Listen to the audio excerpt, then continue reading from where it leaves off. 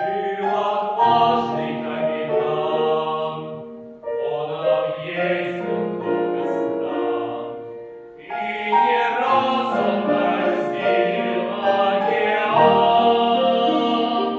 Раз 15 он тонул, погибал среди акул,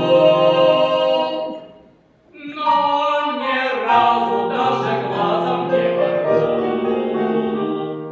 И в беде, и в бою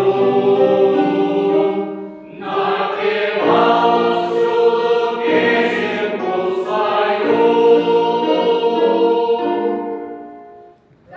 Капитан, капитан,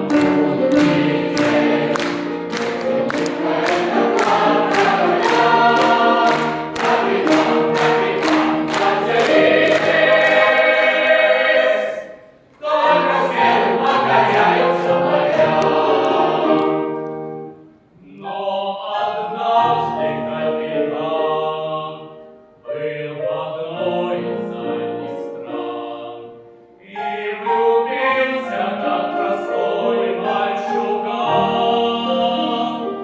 Раз 15 он краснел, заикался и бледнел, но ни разу улыбнуться не посмел. Он мрачнел,